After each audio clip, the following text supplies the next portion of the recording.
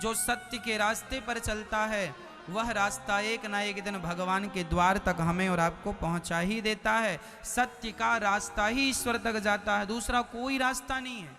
आप झूठ लाख बोल दो, लेकिन झूठ बोलने से ना आपको ही शांति मिलेगी, ना तो आपको ये लोक बनेगा ना परलोक बनेगा। सत्य बोल के हार जाना अच्छा है, पर झूठ बोल के जीत जाना अच्छा नहीं है।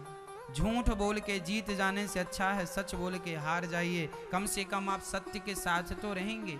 जीवन में झूठ का साथ नहीं देना चाहिए। हमें किसका साथ देना है मेरी माँ? सत्य का। अच्छा, आप में से कितने लोग हैं जो सत्य बोलते हैं? कभी झूठ ना बोला करो। कभी साल में एक बार, 2 साल में एक बार, 10 साल में एक बार झूठ बोल दिया तो माफ है। माफ तो नहीं है पर कम मात्रा है, ठीक है। 1 लीटर दूध में यदि आपने 2 बूंद पानी मिला दिया तो कोई फर्क नहीं पड़ता। 1 लीटर दूध में 2 बूंद पानी मिला दिया कोई फर्क पड़ेगा, पर 1 लीटर दूध में 1 लीटर ही पानी मिला दिया तो फर्क पड़ेगा। जीवन में 2-4 बार झूठ बोल दिया तो कोई फर्क नहीं पड़ता। छोटा सा पाप है, नष्ट हो जाएगा तुम्हारे पुण्य से, पर पाप ही पाप है तो दंड ज्यादा होगा।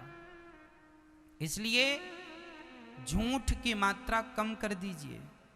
असत्य की, एक सज्जन बोले महाराज जी हम सच बोलेंगे तो हमारा बिजनेस ही नहीं चलेगा, हमारा व्यापार ही नहीं चलेगा, हमारी दुकान ही नहीं चलेगी। हमने कहा भाई जब झूठ बोलने से तेरी दुकान इतनी चलती है तो सोच तू सत्य का सहारा लेगा तो और कितनी दुकान चलेगी तेरी।